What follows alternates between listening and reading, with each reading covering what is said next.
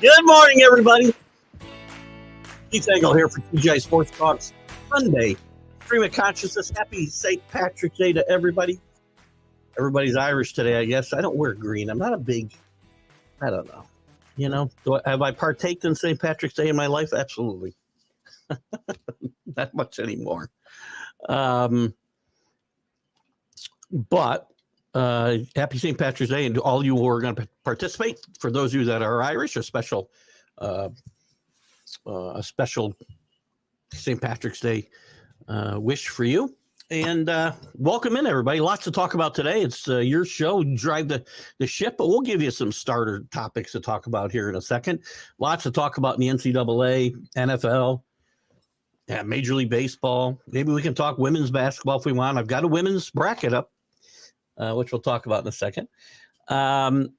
Just to get started, I want to welcome everybody from who's watching on TGI Sports Talk this morning, whether you're on Facebook, YouTube, Twitter, or the Roku channel on the Northeast Streaming Sports channel on Roku. Get out there and download that.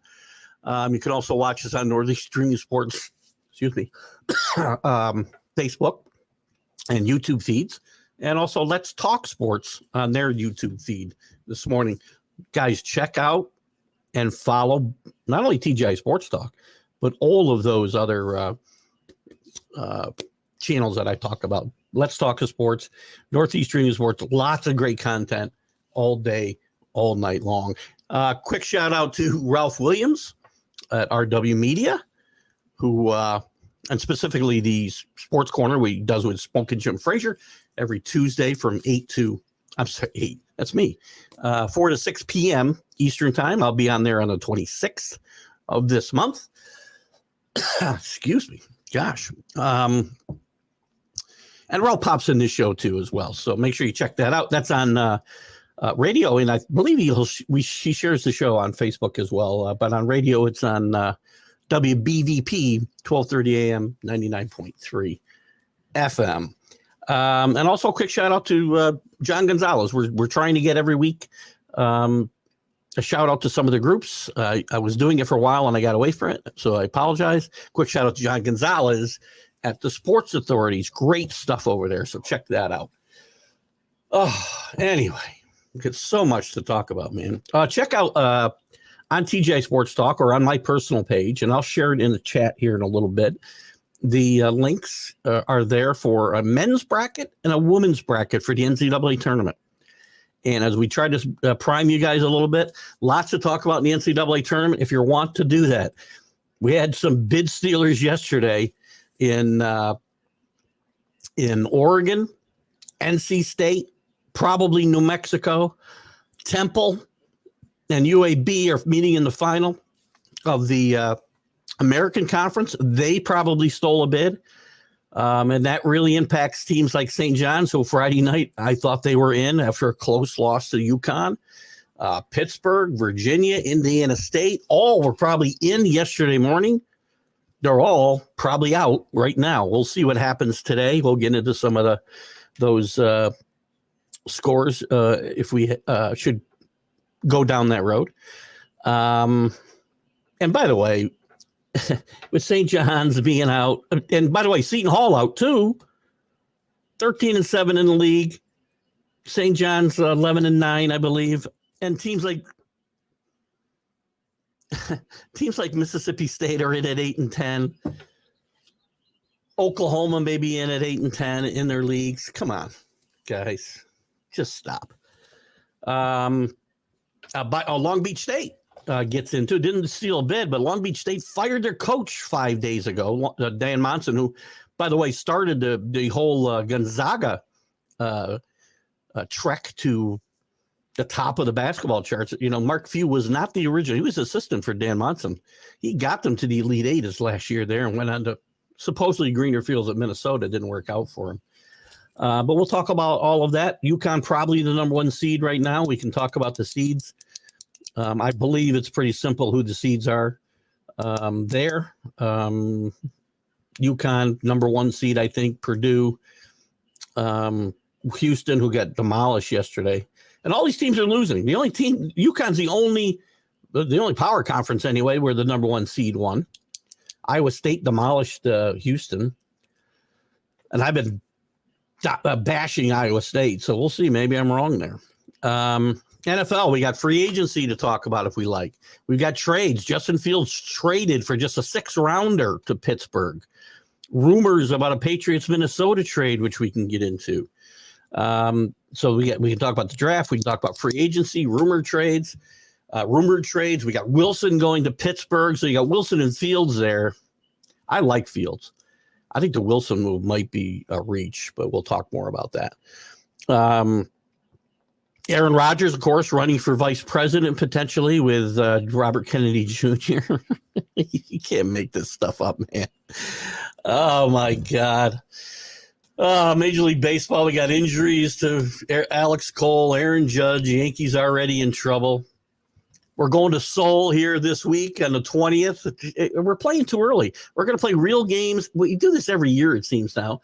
We go to Asia or Europe, and we'll go to Europe, I think, during the season. But we go to Asia, and then we come back and play more exhibition games. It just makes no sense to me.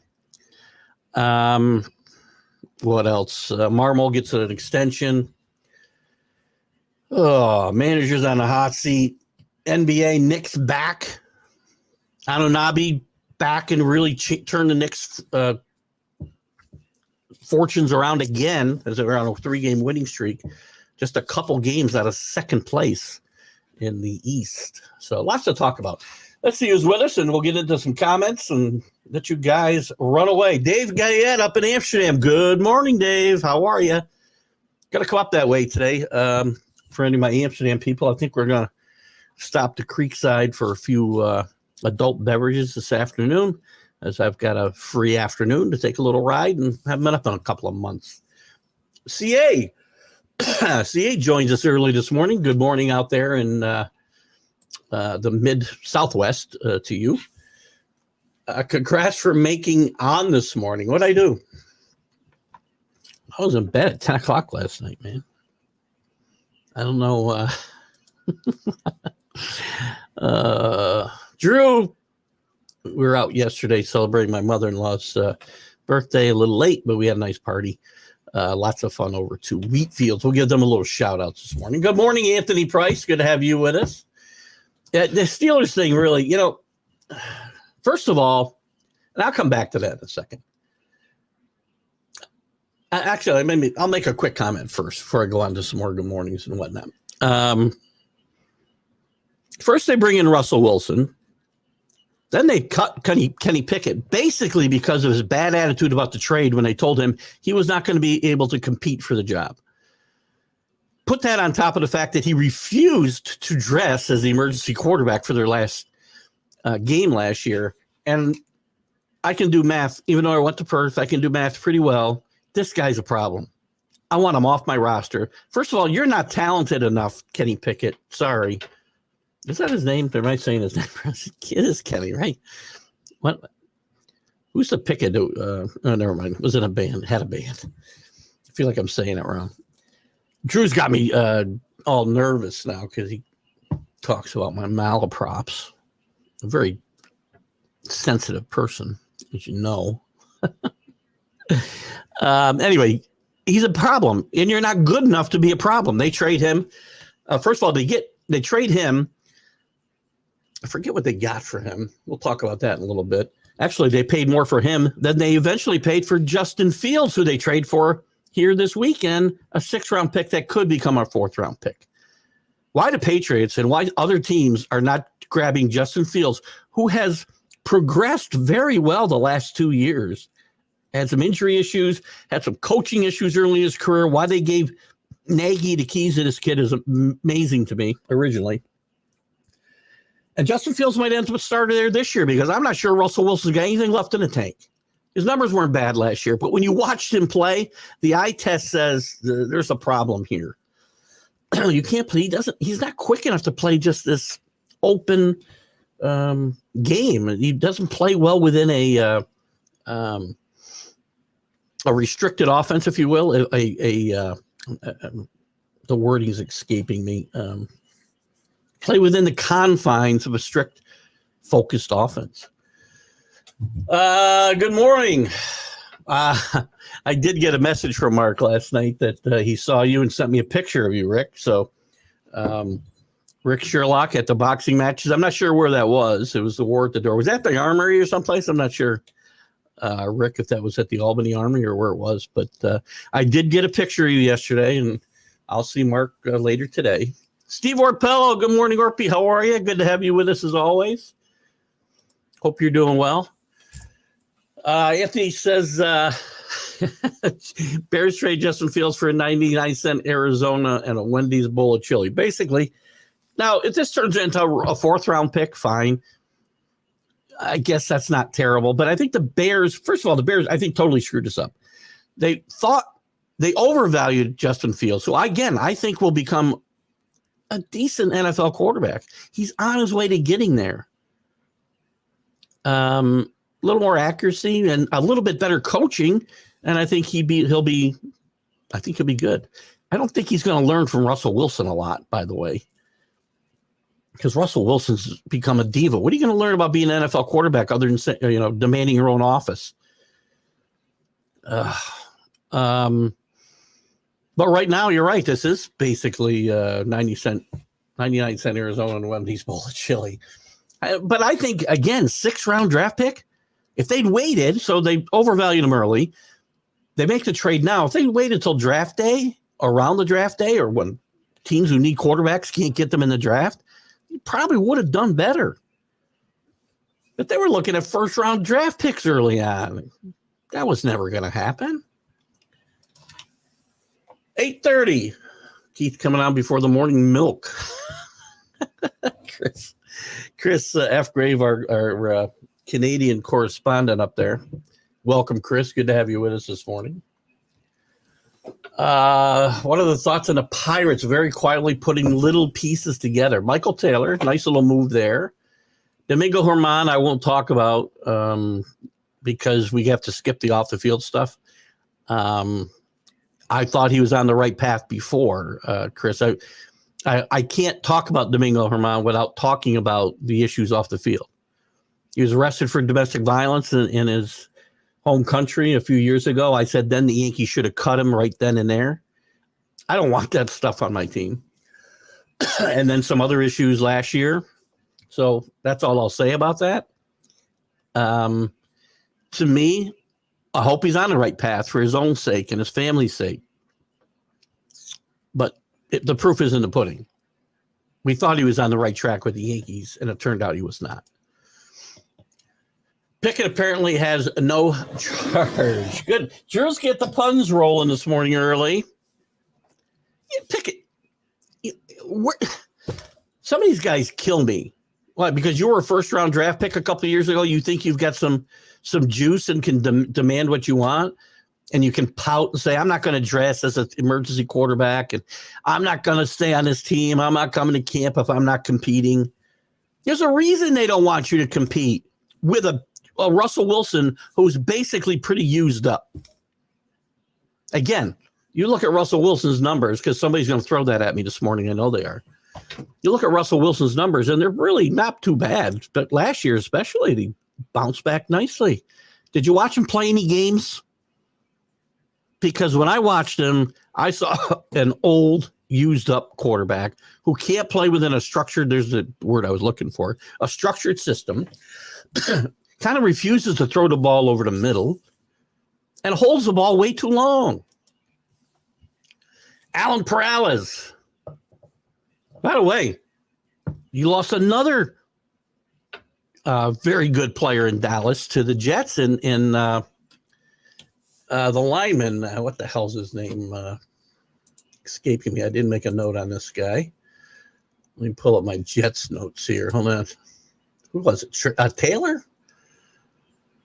Of course you don't put it in the headline, do you? Oh, Tyrone Smith. My bad. 2-time Pro Bowler. Jets are making tiny little strides.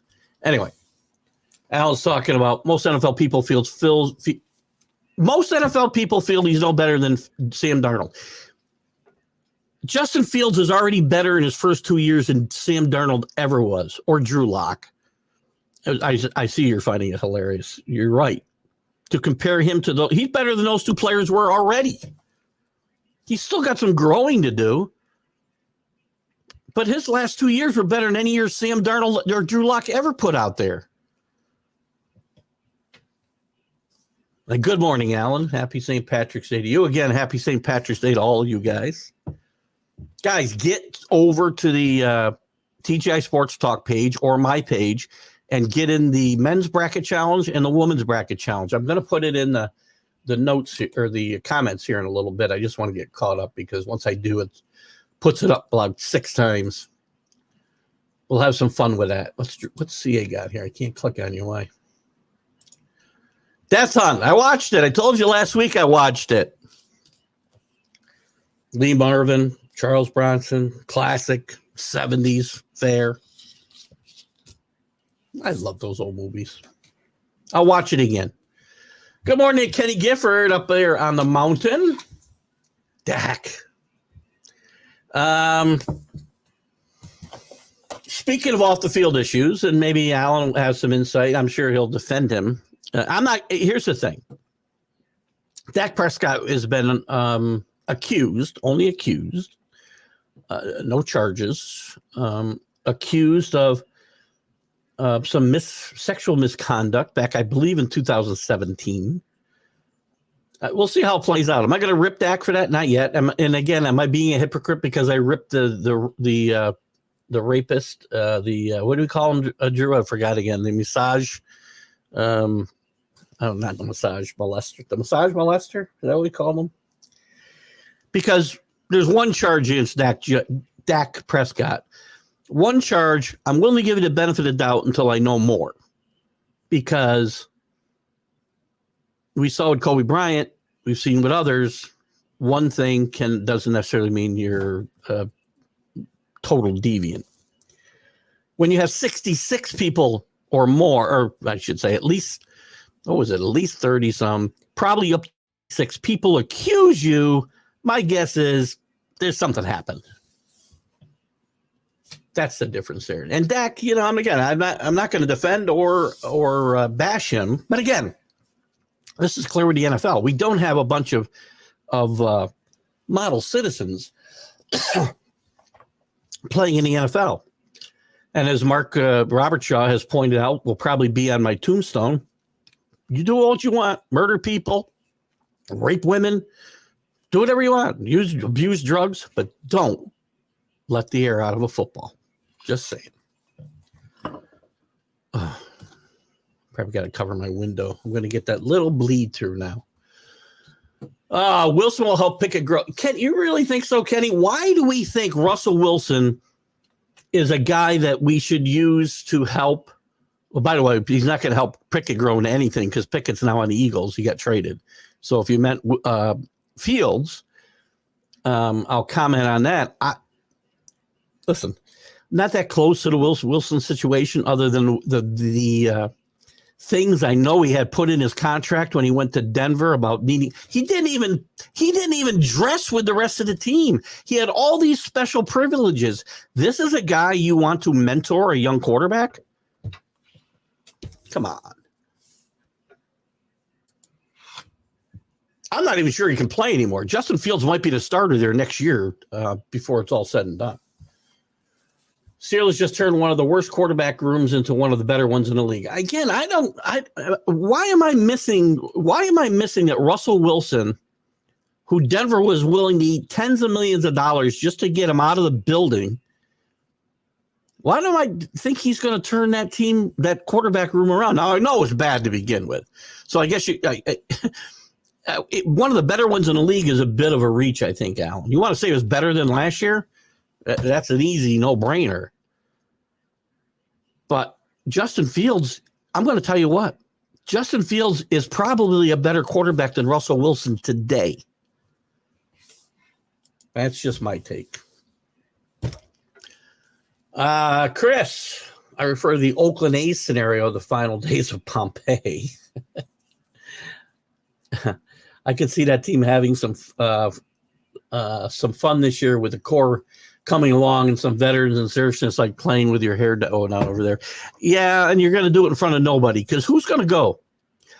And again, Oakland fans, this is partly on you.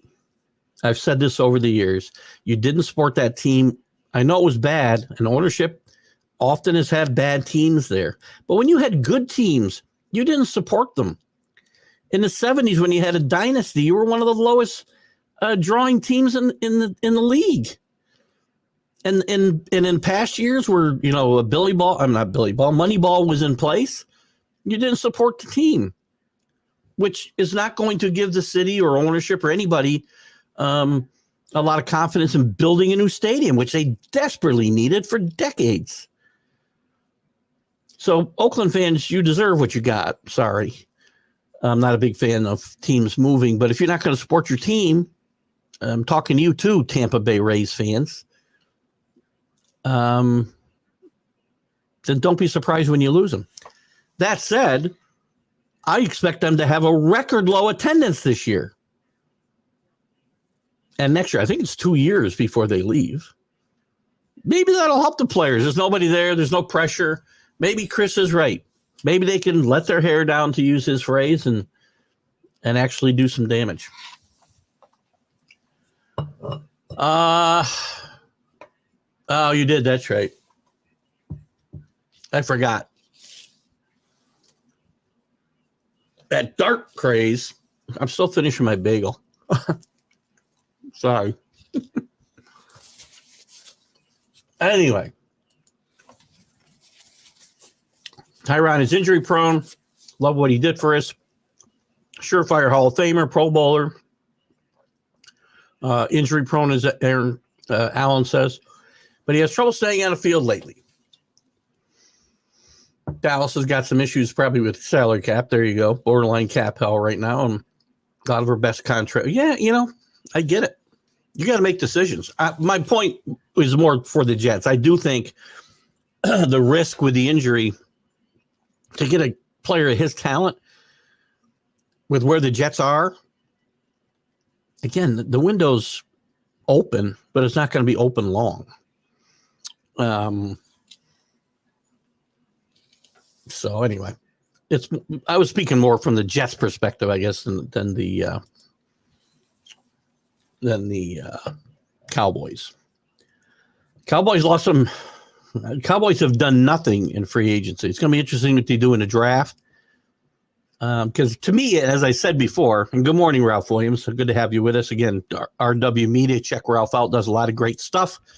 As I said at the top, and check out the Sports Corner Tuesdays from 4 to 6 Eastern time, and I will be there at 5 o'clock on the 26th.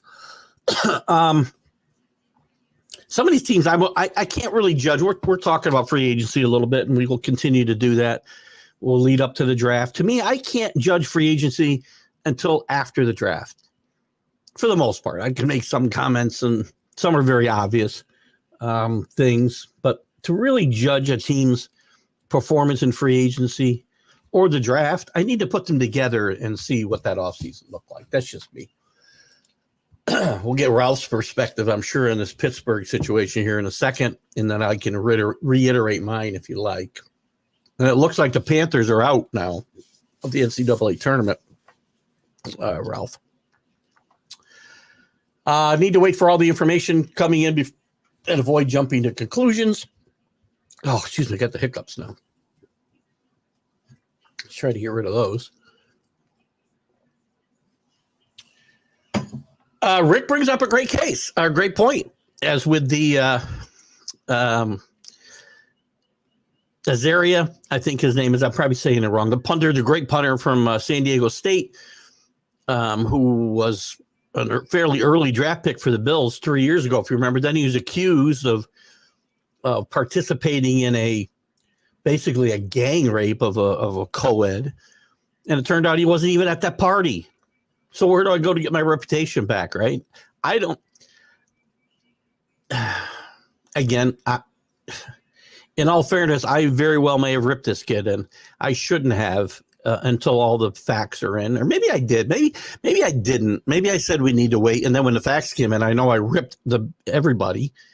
Because you need to, where do you go to get your reputation back? Once you're accused of something like that, even if you're found not guilty, and in his case, he wasn't even there, certain people are still going to believe it and believe, because we believe conspiracy nonsense that it was covered up and whatnot. So in Dak's case, I am going to reserve judgment until I hear more information, unless, 40 more people come forward. And if they do, then just like the massage molester, help me out, Drew. I know you probably gave me the name here somewhere. Oh, but Rick, you got a great point and a great example of why we shouldn't do that. And for the times I have rushed to judgment, then I apologize. I hope I don't do it again. Ralph has someone who covers the Broncos on his radio show Tuesday, and he'll find out. So very good. Let's pay attention to Ralph's radio show. Those who are interested in this Russell Wilson situation. Again, I feel he's a bit of a diva, and I believe his skill set is diminished. I watched him play, I don't know, 4 or 5 games last year. The numbers always seem to be there. You look at his compilation of numbers and they look good. You watch him play and you see a lot of plays that are busted. And you wonder why Sean Payton is out there screaming and yelling at him and threatening to cut him during the year last year. He won't throw over the middle. He holds the ball too long, and he can't keep plays alive the way that he used to because he doesn't have the athleticism that he had. And again, I'm not saying he wasn't. He was a great player. Great player. But I think some things went to his head a little bit, and I don't know that he's a great guy I want mentoring.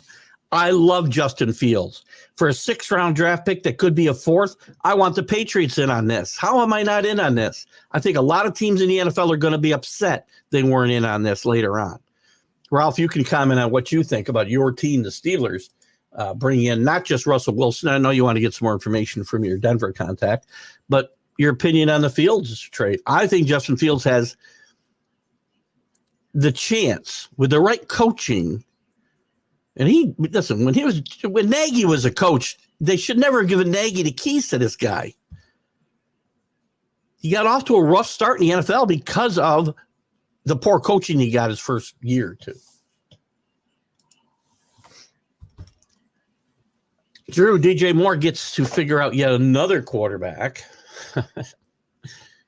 By the way, yes, big trade, a big move in Keenan Allen going to the Bears, Calvin Ridley going to Tennessee, Jimmy Garoppolo going to, oh gosh, I forgot where Jimmy Garoppolo signed. I don't remember. Gallup got released. Don't know if he got picked up anywhere. Aaron Donald retires.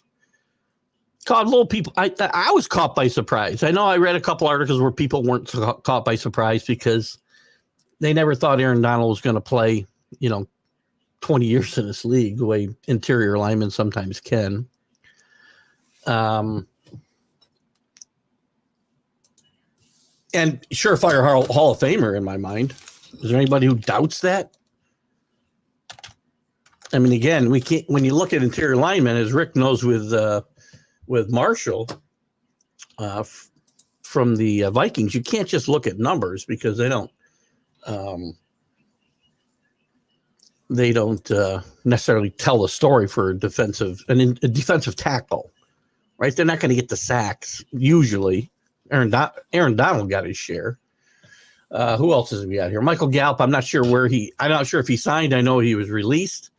Mike Vrabel joins the Browns staff as a consultant. A little surprised because if I'm Kevin Stefanski, even though I'm a 2-time coach of the year, NFL coach of the year, I bring a threat to my job security into the building. So I'm a little surprised at that. Not sure what their relationship might be.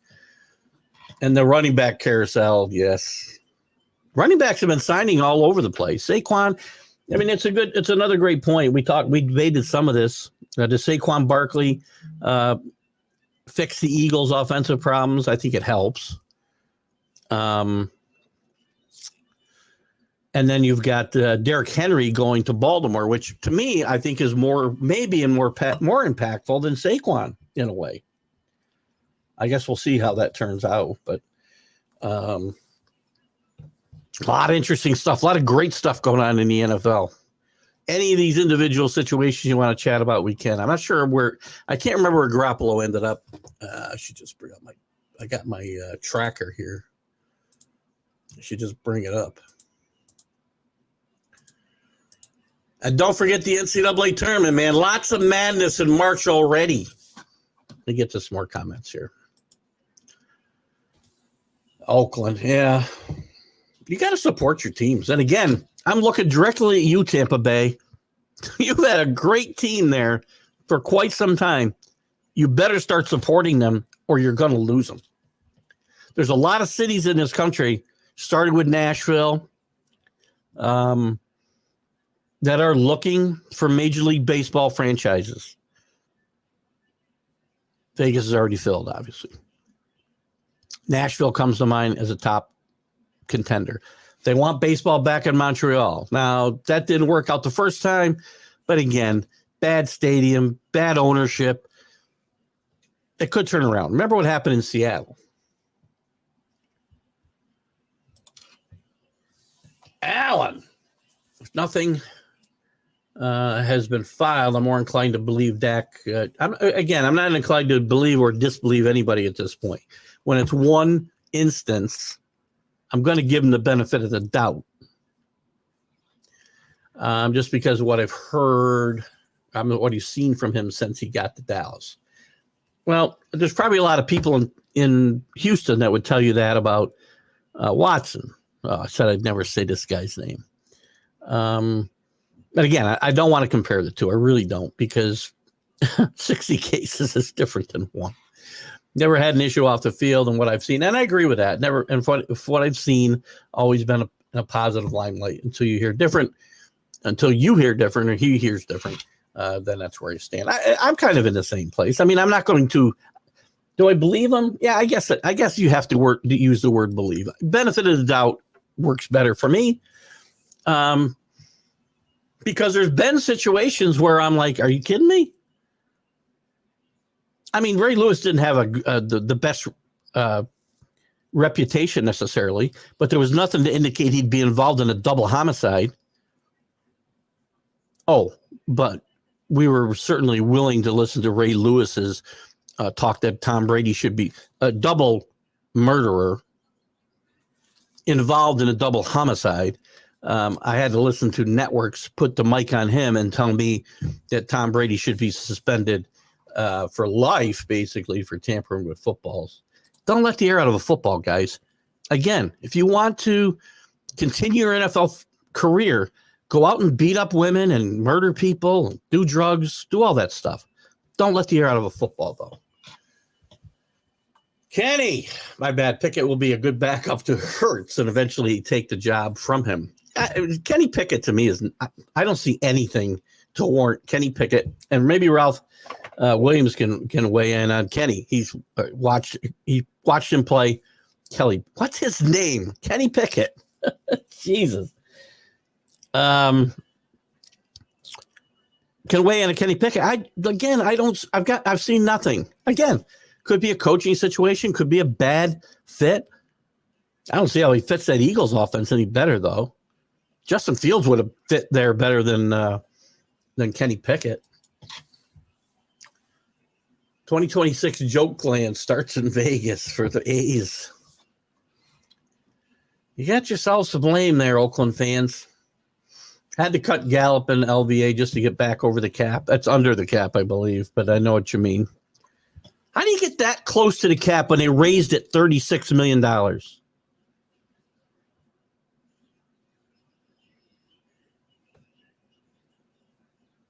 Got to manage the cap better.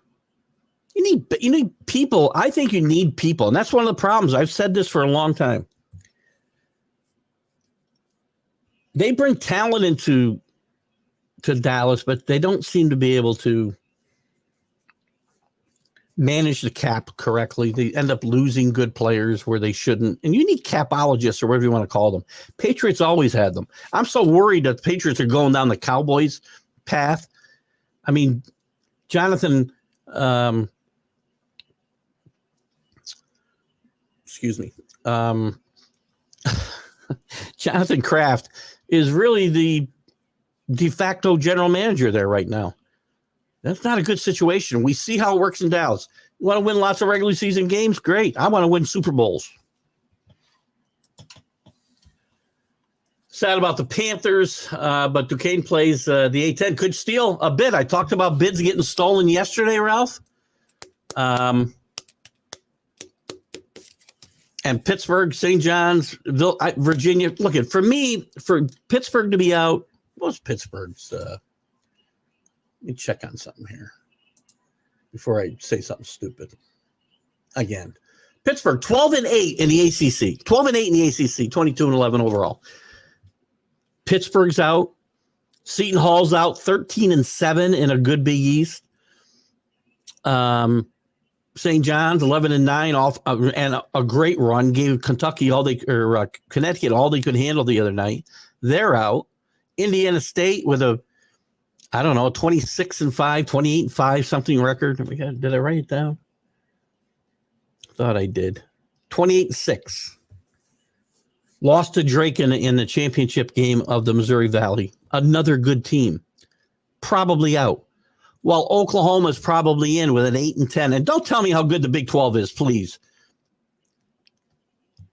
Manipulating the net ratings. Although I may have been too hard on Iowa State. Oklahoma's going to get in at 8-10. Mississippi State's going to get in at 8-10 in their conference.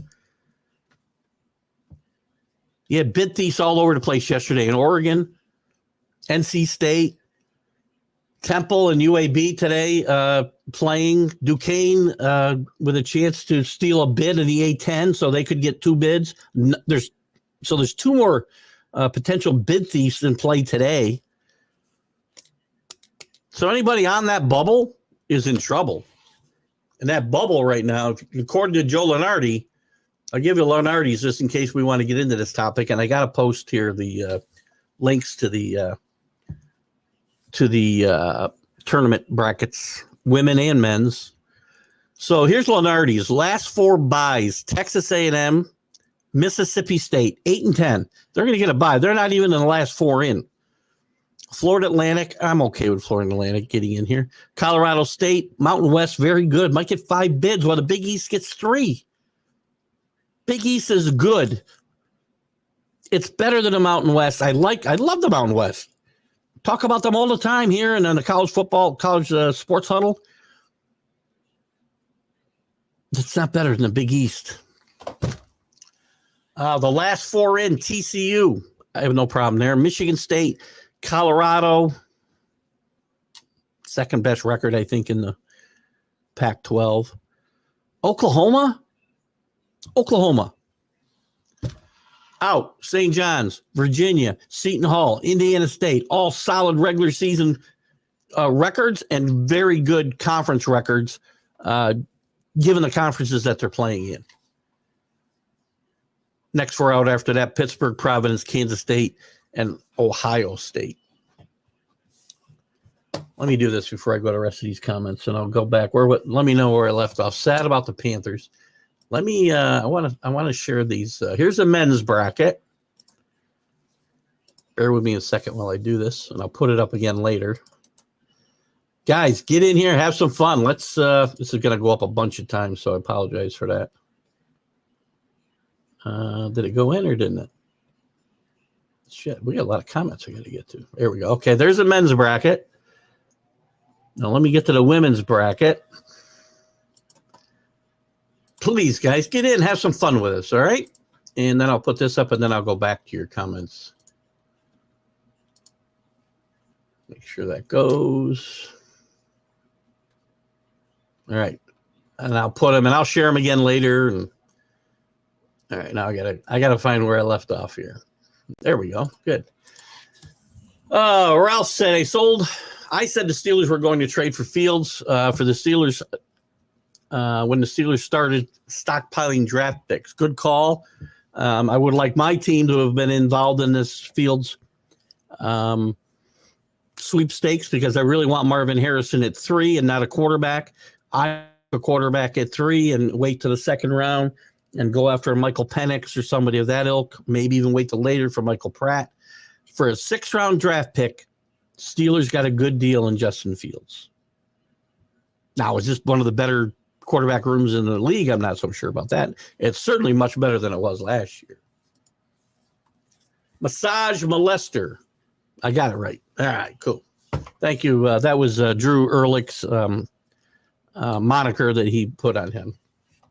And even a broken clock. Thank you, Drew, for the outstanding support there. On paper, it looks good for the Steelers. We'll see so far. It's on paper. Exactly. Everything's on paper. That's why we play the games, right? I have this thing going. Oh, I know why. Yeah, same thing with the draft. We don't know. Everything's a crapshoot, which is why I don't want to invest the third pick in the draft. And I want to address something else as well. The third pick in the draft and a quarterback. Rumors are hot and heavy, and I'd love to get Rick Sherlock your opinion on this. Some heavy rumors right now that the Patriots and Vikings are talking about trading. The Patriots trading the third pick in the draft for Justin Jefferson, who's a great player, one of the best receivers in the league. Maybe the best when he's healthy. But got 1 year left on his contract. It's going to cost a fortune to retain him. He's older, if not that much older, but older than Marvin Harrison III, who I would take there. Great. I think it's a good trade for the Vikings because you don't have a quarterback. Potentially. If you love one of these 3 quarterbacks, make the trade. But if I'm the Patriots, I'm holding us hostage. At minimum, if I'm going to make that trade, then I'm getting your first-round pick. So I can get J.J. McCarthy, maybe. I mean, well, they might have to move back up to get him. I've heard J.J. McCarthy mentioned with the Vikings a lot. I like J.J. McCarthy. I'd be happy to pay if I could get Justin Jefferson and I end up with J.J. McCarthy. I can live with that trade, but there's no way Minnesota's given me Justin Jefferson and their first round pick for my third pick.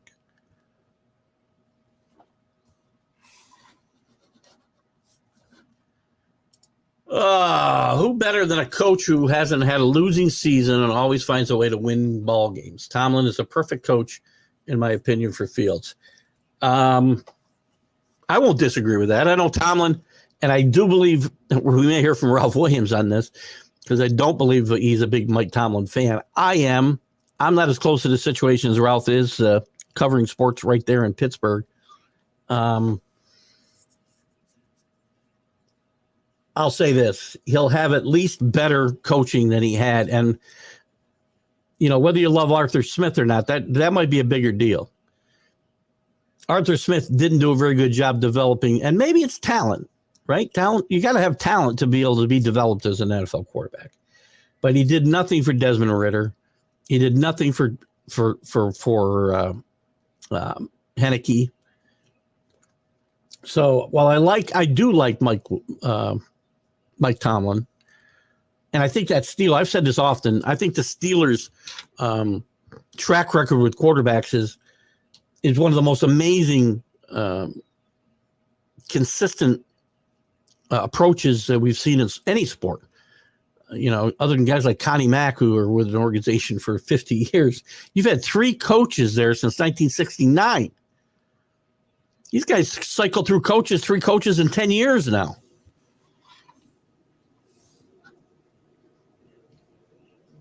But I do like Tomlin. I do think the Steelers could be a good situation for him. Here comes some baseball with the Yankees' juggernaut row of, well, first of all, the Yankees' juggernaut row of batting lineup is not going to be that until Aaron Judge is healthy. And Aaron Boone said yesterday I'm not talking about when he's going to play anymore. He's already hurt. I love Aaron Judge. I said we had to make that deal, and I'm gonna get this damn thing in my eye now until I get that curtain shut, which I'm not going to be able to do. So you're going to have to put up with that little bit of distortion, unfortunately. Anyway, I can see that team doing just fine with a pitching staff ERA of 4. Well, first of all, two things. The juggernaut, and by the way, you still need pitching to win in this league. And can I see them doing fine? Yeah, well, that depends on your definition of fine, though, Chris. I want to compete for championships. This team isn't competing for championship with this pitching staff. And if Aaron Judge isn't healthy for the full year, if Juan Soto doesn't go out and hustle and play some decent defense, if Rizzo doesn't overcome the concussion syndrome that he had last year, and DJ doesn't find the fountain of youth a little bit, this team is not going to compete for a championship. Compete for a wild card. Everybody competes for a wild card except for the Rockies and the Nationals, because there's so many. Again, I'm a Yankee fan who tries to be realistic.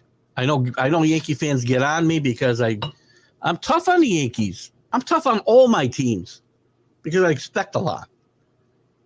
And I'm not a guy who's going to come here and just tell you because I'm a Yankee fan, hey, 162-0, World Series. Or Patriots, 17-0, Super Bowl, undefeated. Good question. I don't know what the Rams will do here in the draft. They may.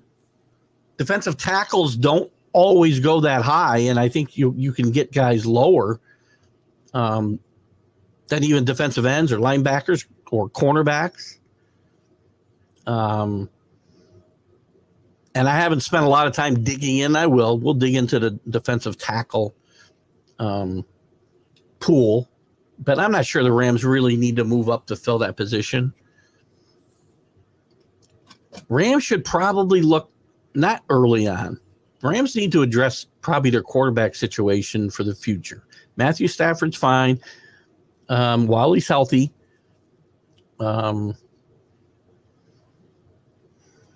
I think they still need a few pieces on defense and probably another wide receiver at some point because Cooper Kupp isn't going to last that long. But they need to address this defense now, and you need to address that position. It's just a matter of where you do it. Ralph likes the Fields trade. He predicted people in Pittsburgh here laughed at me. I'm very surprised, and I'm very surprised this deal for both quarterbacks. I heard this morning the Steelers might sign Tyler Huntley from the Ravens and draft a quarterback in the middle rounds. So why would you do that, though, Ralph? I guess you've got Russell Wilson for 1 year, and then theoretically Justin Fields is your quarterback. That's a good thing. So you bring in Huntley as your third quarterback, but you really need to draft a quarterback in the middle rounds if you think Fields is the real deal. And great job, by the way, getting rid of Kenny Pickett. Great job. I'll say one more time. Anybody who, first of all, they end last season refusing to suit up as the emergency quarterback and then crying like a baby when they make this Wilson trade because they told him he wasn't going to compete for the job. You didn't give him any reason to allow you to compete for the job, Kenny. Gallup is going to visit the Panthers. There's a good spot for success right there. I kid the Panthers. I do think the Panthers will bounce back with a little bit better record this year because I think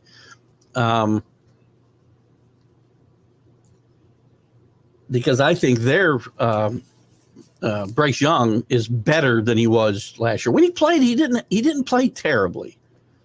And he's playing with the worst team in football, the worst offensive line, the worst skill players playing around him. I'm going to have to adjust that light. Hang on one second, guys. Bear with me 1 second, okay? I'll be right back.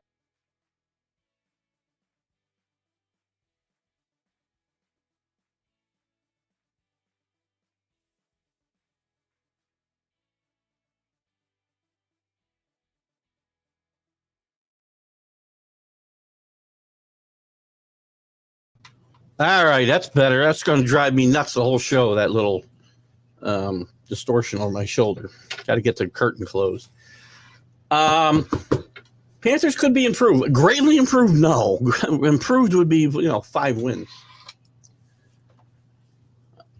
Well, Jim Schwartz didn't bring in Mike Vrabel here. Jim Schwartz doesn't have the ability to hire coaches. That's Stefanski and the GM. So I understand he's got a relationship there.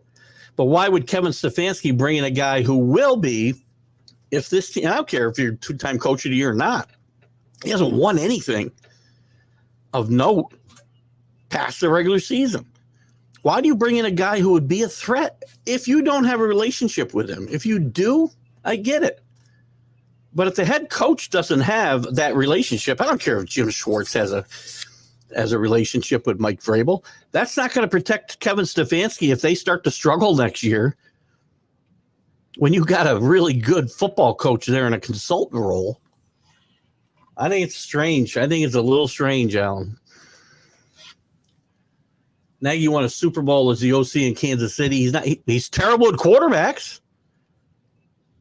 He got Chicago to a playoff 1 year, his first year, I think.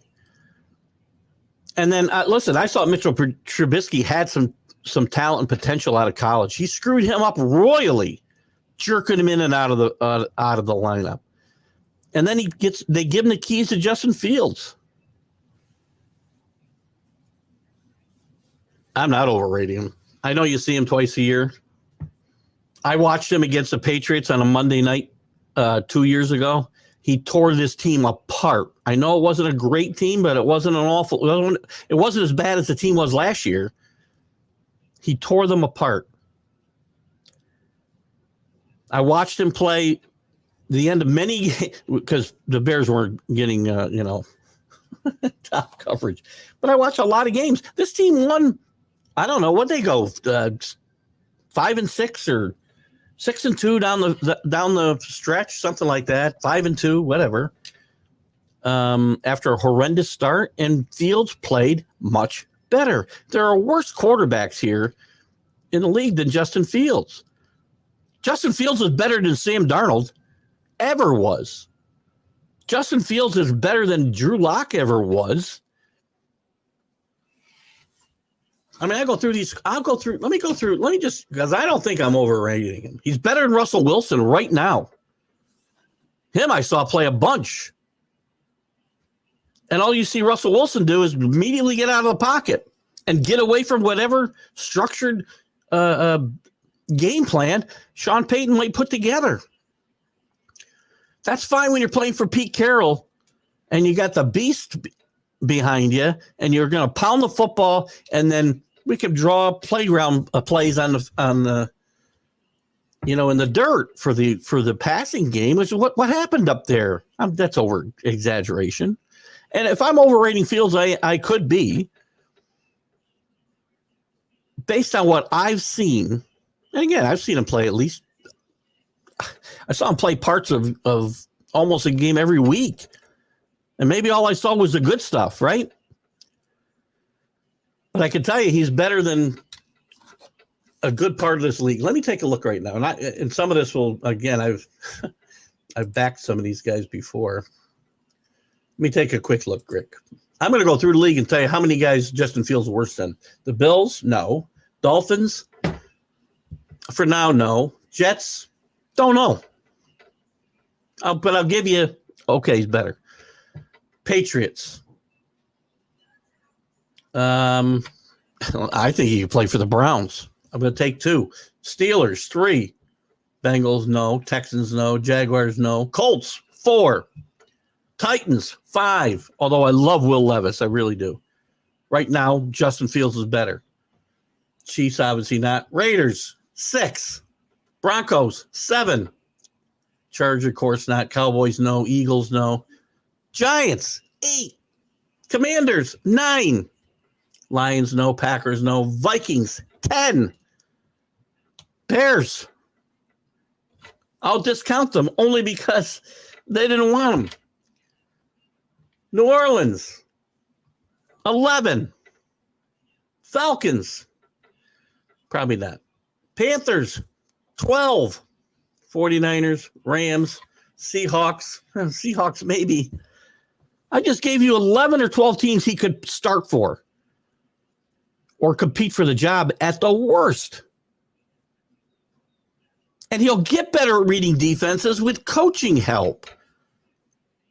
You go into next season with Sam Darnold as your quarterback, Rick, you're going to wish you had Justin Fields. You're going to wish you had W.C. Fields. Sorry. Jimmy G's with the Rams. There you go. Thank you for that. I just don't want to continue to try to pull up my list here. Ralph, the original proposed plan for the Steelers was going to be Pickett, Tannehill, and Mariota. Excellent plan there. It's a good thing that blew up. As much as I'm not a big fan of Russell Wilson anymore, he's better than Pickett. He's better than Tannehill. And Mariota's another guy.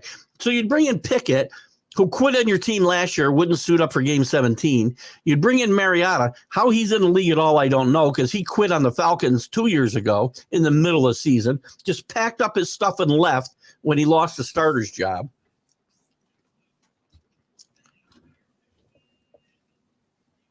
Bunch of freaking prima donnas, man. You want to play better. Jesus. Garoppolo went to the Rams. Thank you, Ralph. Steelers need to get some receivers to help Wilson and Fields. That's for sure. But there's a lot of receivers in this draft. Anthony says, when he heard the Eagles wanted to trade for Justin Fields, it got me thinking Hurts is not the future quarterback there. Well, you know what? He was a big part of the problem. We had a debate yesterday on the Mac and Jack show about Saquon Barkley and the Eagles and whether he would fix that offense. I don't think he'll fix it alone. He's got, game-breaking potential. He can catch the ball out of the backfield. He can be somebody, at the bottom line, he's somebody that defenses have to game plan for and focus on. To me, you didn't have to game plan for the Eagles rushing game, which was okay. Swift was okay.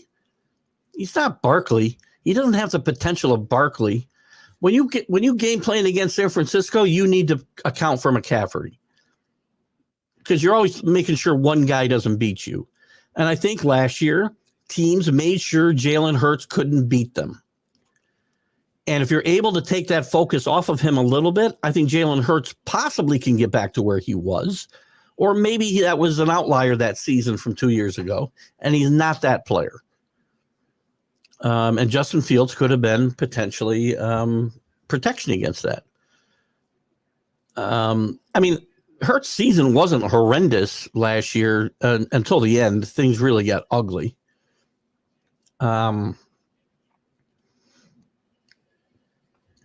But again, I think if teams can't just say, I'm taking Jalen Hurts out of this game, because if you do that, then Barkley's liable to beat your ass.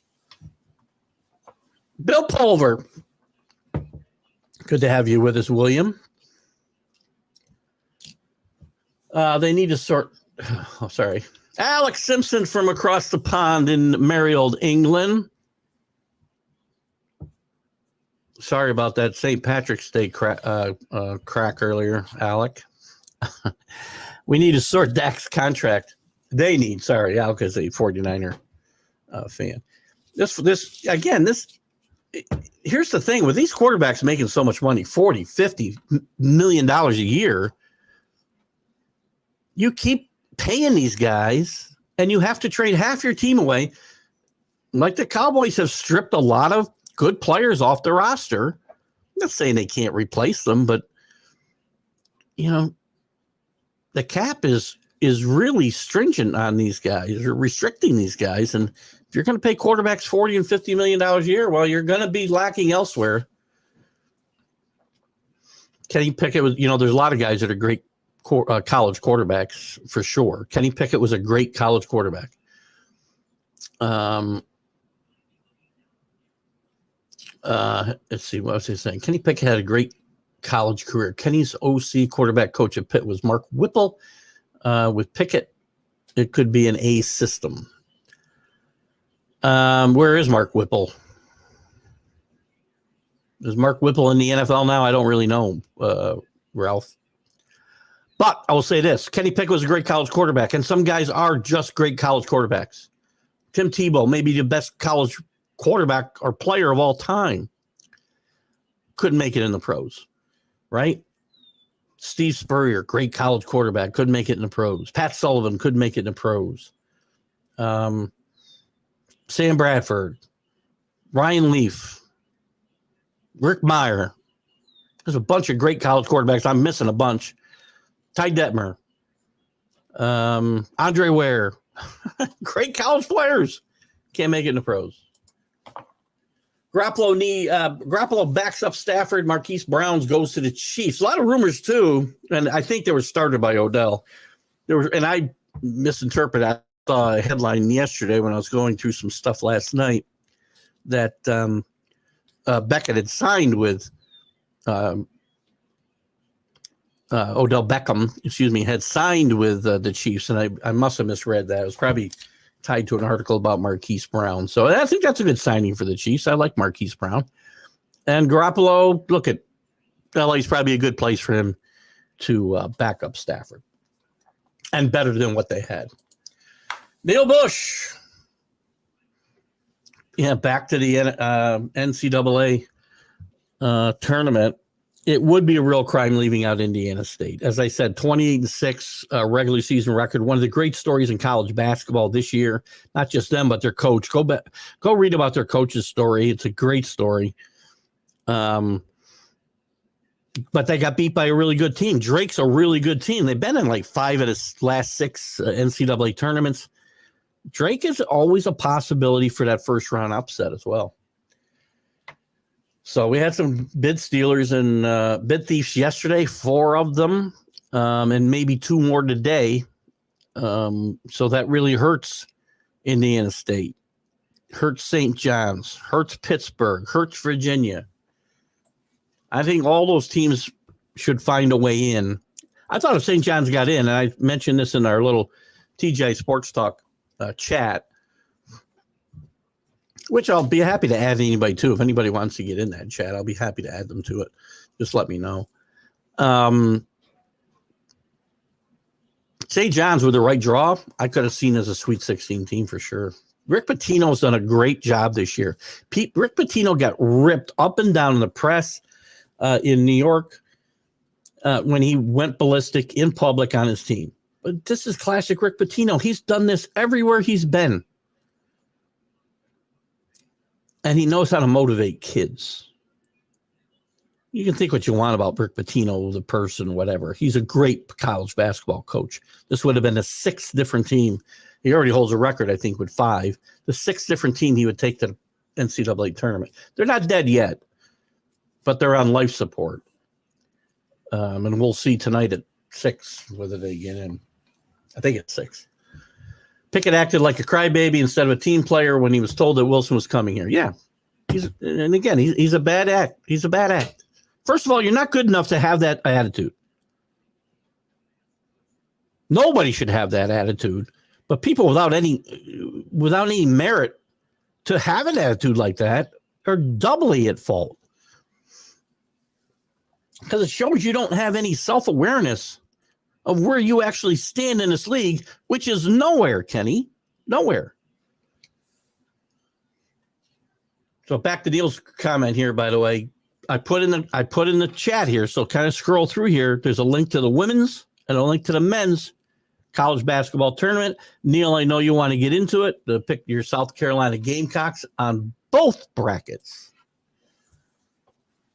Pick it. I already did that. Chargers revamp wide receiver core. Interesting. Yeah, Allen gone to Chicago. Did Mike Williams sign with? I thought I heard Mike Williams sign with. I want to say the Jets, or maybe he was just interested.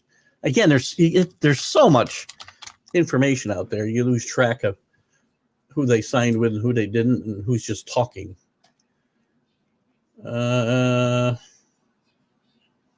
No, I guess he just talked to the Jets. Mike Williams is a really good. Keenan Allen's a great wide receiver, healthy. Mike Williams is maybe a notch below, maybe as good as Keenan Allen when he's healthy. Health has been a problem specifically for Williams and even Allen last year. Big movement there, too. Kenny Pickett has small hands and can't really throw the long ball. You know, they said that about Alex Smith. Alex Smith had a pretty good career. I think his attitude holds him back more than anything. Kellen Moore is the OC there. I like Kellen Moore. Little surprised Kellen Moore hasn't gotten more action at head coach inquiries. Here's the, by the way, guys, go through it. You can see the link here for the men, and here's the link for the women. If you can't just click on it, which I think you can do, or you can go to TGI Sports Talk and click the link there and go sign up. Let's have some fun. I also have someone coming on Tuesday who covers the Eagles about the Pickett trade. There you go. Good stuff, Ralph. We'll be listening in. Good morning, Pulverizer. Good morning, Billy. I think I said good morning to you, didn't I, Billy? Good to have you with us this morning. Don't know where Waldo is. Hopefully you're in town. Talked to Drew yesterday, too, about our little local happy hour, which I hope to put together in April. I think April's going to be a month where maybe I can take some downtime and we'll get together up here in the Clifton Park area, I think. So Kenny, Rick, Billy, Mark Robertshaw, Steve Orpello, Dave Guyette, any of you guys can get to Drew brought up Buffalo Wild Wings, which we might do. I was trying to think of a place. There's a lot of great places here, Druthers and the Flats. There's some other good places, but to kind of do what we want to do, I think Buffalo Chicken Wings might work out pretty good. Who won the bracket last year? It might have been you, Anthony. I don't remember. It wasn't me. I know that. I had Marquette busted my bracket early. If I can figure out that information, let me see. Let me take a quick look. Does it give me my history or not? Sometimes you can get the history. Yeah. All I'm seeing is this year. So sometimes you can go back and see the history, but I can't do it, Anthony. So maybe it was you. If it was you, congratulations. What I miss here. Steelers have good front office and Omar Khan and Andy Weddle, who came from Philly. Listen, Pittsburgh's a consistent franchise for sure. They haven't had very many bad years in almost 55 years. It'll never happen, especially after letting Cousins and Hunter go. What will never happen? Trading Jefferson? You got nobody to throw to him. I mean, Rick, honestly. Now, and again, you can get somebody later in the draft, and I don't think there's any other veteran quarterbacks that are worth bringing in here. Are you willing to go into next year with Sam Darnold? And if you are, do you think that's a recipe for playoff, even challenging for the playoffs, much less a championship? We know what Sam Darnold is. Do you think, and I love your coach, Kevin O'Connell, spent some time with the Patriots as a player, and I like what he's done as a coach in the NFL with quarterbacks. He's not going to change who Sam Darnold is, as good as he is. Bears really need to do something this year. Both, I agree. I thought the head coach could have been in trouble this year. I think their strong finish kind of saved that. But here they are, starting over for the third time in 5 years.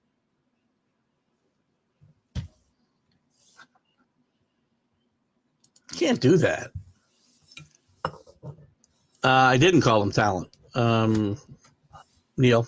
I was saying Arthur Smith didn't do anything to improve their level of play. I didn't say they were talented. Believe me, Justin Fields is a whole lot better than both of these guys, and so is Russell Wilson, even in his advanced years and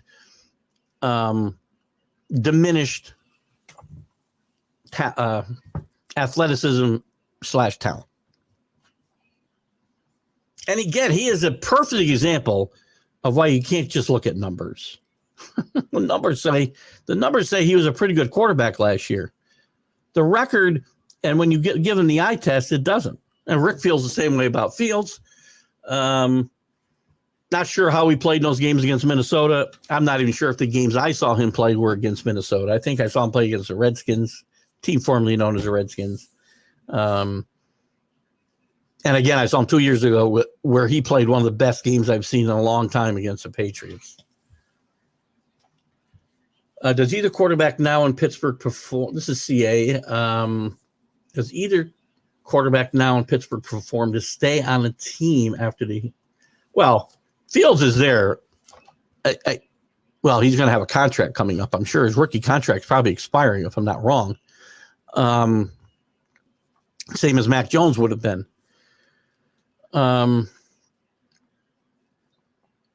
So Russell Wilson signed for 1 year. Denver's paying him tens of millions of dollars. Steelers are paying him $1 million for 1 year. I don't think he's a long-term solution. If he played well and the team made the playoffs, well, maybe Russell Wilson continues.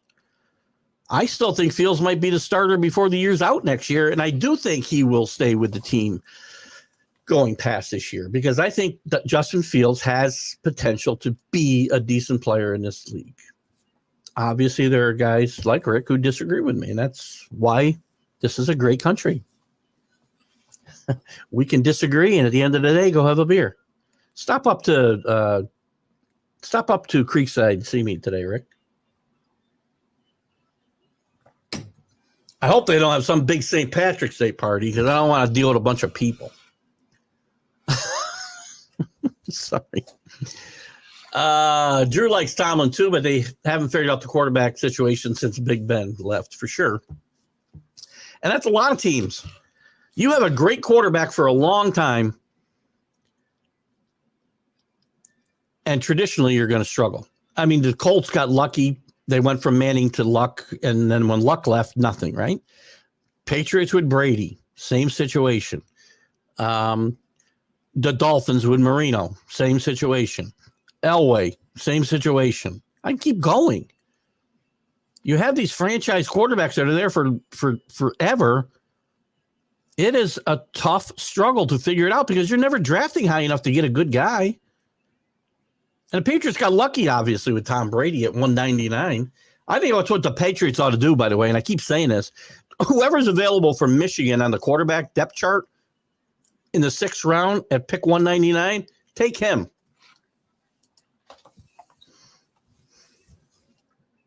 No, not as many playoff spots as hockey or the NBA. But give them time, Kenny. Rob Manfred has already talked about expanding the playoffs. If we're talking about baseball, I'm sure, I think you are. Or maybe you're talking about football. I don't know. Either way, both of them will continue to expand the playoffs until we have everybody in there. Oh, cover me right up. Ralph. Here in Pittsburgh, we call Mike Tomlin mediocre Mike Tomlin. Or mediocre Mike. I know I've heard you use that comment. Just got another 2-year contract extension. Also, Tomlin won a Super Bowl with Bill Cowher's players. Fair enough. Also, Tomlin's drafts must have been a bust. Again, Tomlin doesn't have total autonomy there. Like, say, I'm going to take this down a little bit. I'll read it from the because people want to see my beautiful face here, Ralph. So I'll read the rest of your comment here. Also, Tomlin's drafts must have been a bust. The Steelers have had Bell Brown and Ben. I'm not sure who Bell Brown is, and could not get a Super Bowl It's about Super Bowls. I agree, it's about Super Bowls. And Tom will never win another Super Bowl with his input in the draft is limited now because of bad drafts. How much influence did he have before, though? He wasn't like calling all the shots, I don't think. Again, you know better than I. And even Colbert and the Steelers GM and the regime now.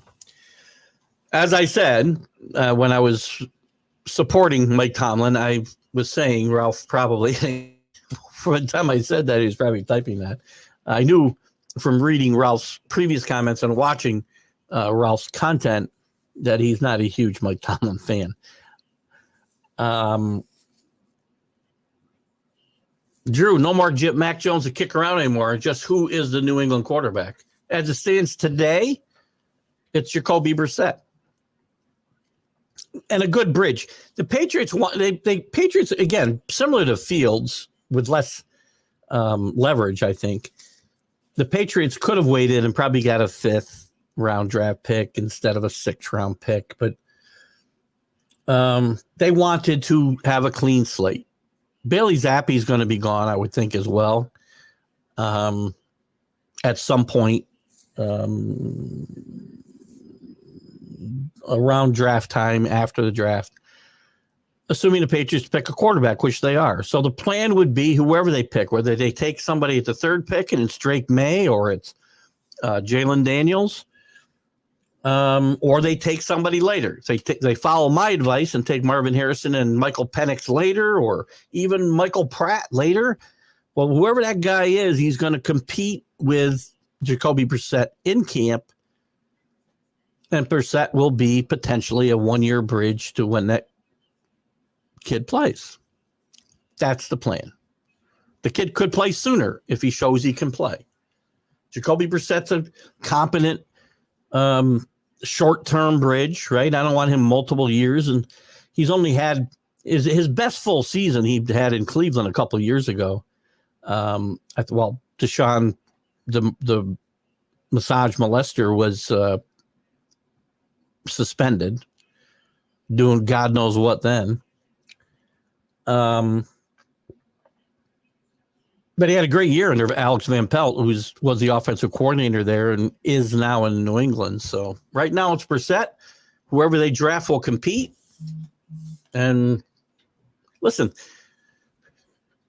this team is not under any illusions, nor am I, that they're going to compete, maybe even for a playoff spot this year, much less a Super Bowl. So I think we're willing to wait a little bit. I got an outstanding toll invoice of $60. What the hell is that? I'm buying that. There's a phone number I can call for that. Sorry about that, guys. I got distracted. I was waiting for something. I got to keep an eye on another situation, so I checked my phone. I apologize. Ralph Williams, the only reason why the Steelers drafted Kenny Pickett, not to hear static from the Pitt fans until the Steelers, going back 40 years, probably. And by the way, obviously the Steelers weren't the only transgressors here, because how many other teams passed on him? 20 plus teams passed on Dan Marino in that draft, because there was a lot of rumors. We know, and Ralph, you were there. Not sure how old Ralph is. He's probably not as old as my old 64-year-old ass, almost 64-year-old ass. But I remember very well that 83 draft where there were a lot of rumors about Dan Marino coming out of that draft,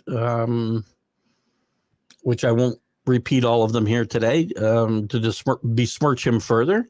They turned out not to be accurate, and he turned out to be one of the great quarterbacks of all time, albeit maybe the best quarterback of all time that never won a Super Bowl. Dave Kalanis has his hands full in Carolina. He sure does. Although I think that team will be better. I'm one who thinks Bryce Young can still play in this league. He's small. Small guys have thrived, right?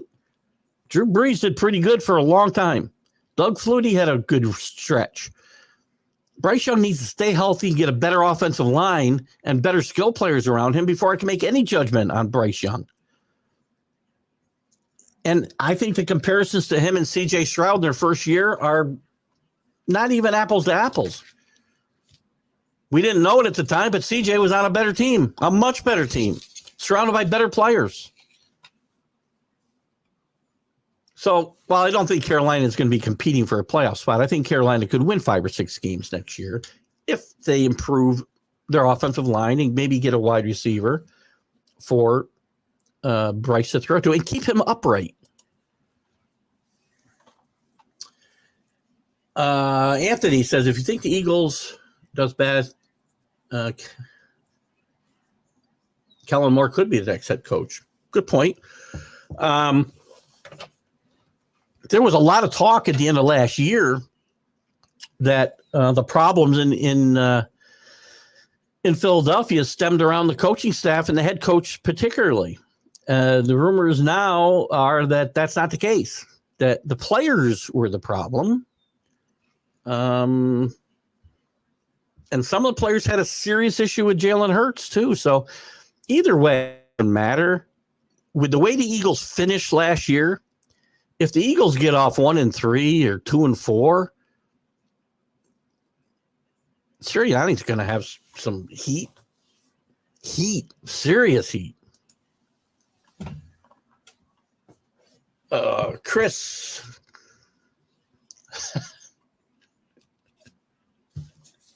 Sorry, all I saw was Tiger Woods, and I'm like, well, where'd we go here?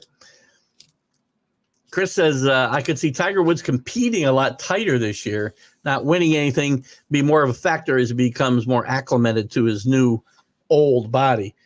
I only laughed not because it was quite a switch, which that's why we're the Stream of Consciousness show here, because we are just all over the place. And I love to talk golf. I don't talk a lot of golf on this show because I don't know that I have a lot of golf followers. And if we have more in year one, Chris, we will talk more golf. I think Tiger will play better this year. I agree. Tiger has to, as you said, probably come to terms with the new reality that he's never going to be the best player out there. He's never going to be light years ahead of everybody else. And he's going to have to really grind to win tournaments, much less majors. I said this before, and I guess I'm a little hesitant to do it. I'm going to do it anyway. Tiger Woods is not going to win another major. I said it once before, and then he surprised me and came out of nowhere to win the Masters a few years back, and it was a great performance. And Tiger, listen, I'll root for a Tiger comeback. I like comeback stories. Tiger's not the best person in the world, but he's by far not the worst in sports. And a lot of people want to tear him down. People love it when, we do that in this country all the time. I talk about it a lot.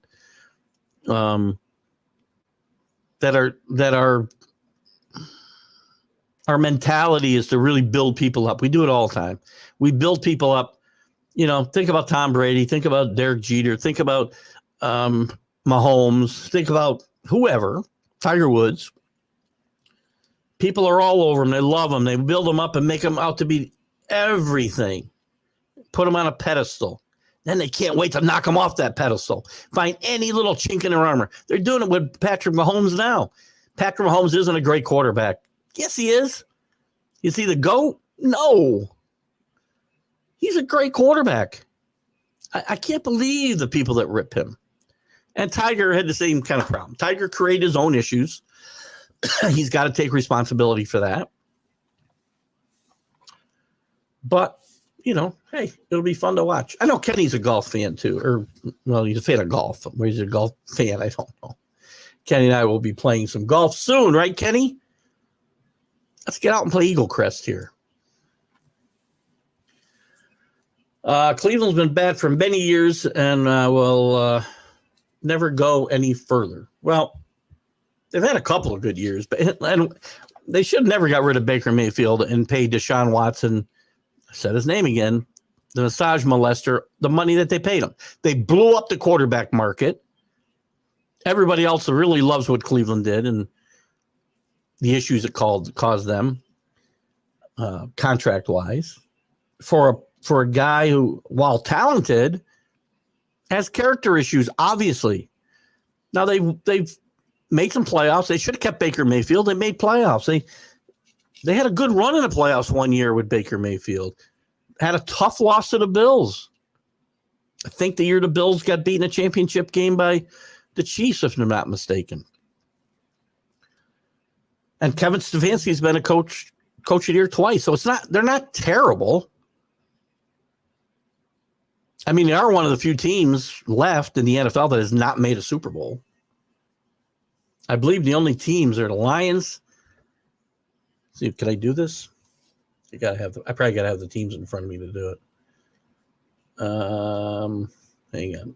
Let me go to this standings page here. So the only teams not to make the playoffs, the Lions and the Browns, we know. They made it. They made it. They made it. They made it. They made it. They made it. They made it. They made it. The Texans, that's 3. The Jaguars is 4. They made it. They made it. They made it. They made it. That's it. That's it. 4 teams have never made the Super Bowl. Cleveland's one of them. And I don't know why Kevin Stefanski would sign off on putting Mike Vrabel in any kind of role here. Because if he gets off to a bad start, people are going to call for his head. And there's a guy right there that you can plug in. And a really good football coach at that. Matt Nagy would be horrible if it were not for Andy Reid and Mahomes. There's that too. There is something to be said about. Again, Matt Nagy was not good in Chicago. He was not good with quarterbacks in Chicago. Mitch Trubisky, and you saw him play in Pittsburgh, Ralph. He's gone back to Buffalo now. But when Mitch Trubisky was in Chicago, and remember, they traded up to get him. They traded up. Well, they probably didn't need to trade up. They traded up to get him. And Mahomes would have been on the board and some other guys, including Daniel Jones. So they're probably the same player. Mitchell Trubisky showed some promise. And Nagy just ruined him. Very similar to what Bill Belichick, who, again, a little similarly to Ralph. I mean, I love Bill Belichick, but Bill Belichick is the major problem, major reason why the Patriots are where they are today. And I mean that in a bad way, not a good way. Yes, he does, Keith. So that's a little random. That's Robert Butler from Sports Scopes, by the way, guys. Catch Robert's shows every night. I believe at 8:00 Eastern time, 8 p.m.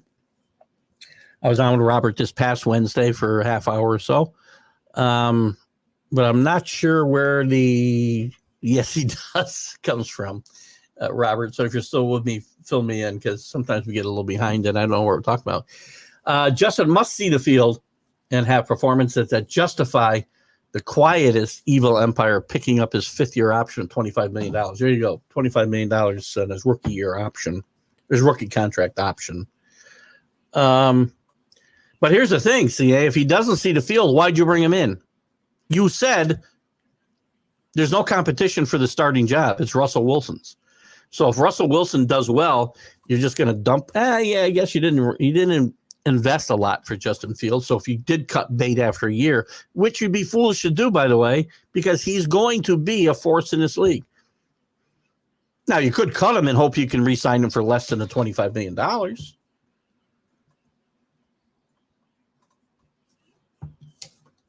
But then you're going to be in competition with other teams who won't have to give up anything to get him. Drew, Browns can't seem to figure out how to make the molester and his replacements work. I don't think the molester's that great a quarterback anyway. He's a great athlete. But to me, more in the Russell Wilson vein of quarterbacks rather than Tom Brady's, which isn't a fair comparison, I know, but maybe Vrabel can help that Tannehill rejuvenation. So I doubt he's going to do that from a consultant role, Drew. So we're going to have him join this team as the head coach at some point. It's just a strange move by Cleveland and Stefanski. Again, if I'm Stefanski and I've got a relationship, Alan pointed out the relationships with Schwartz. Well, so what? That's not protecting Stefanski. Vikings really leaning into the draft. It's going to be interesting. I think the Vikings could be one of the big movers and shakers here as far as moving down, up, making some deals in this draft, on this draft day.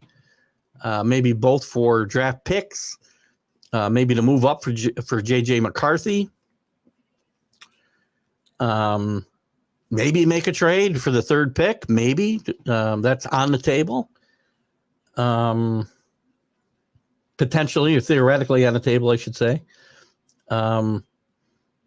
Maybe bring in some veterans. Who knows? Vikings right now, as they stand, are not a very good football team outside of Justin Jefferson and a few other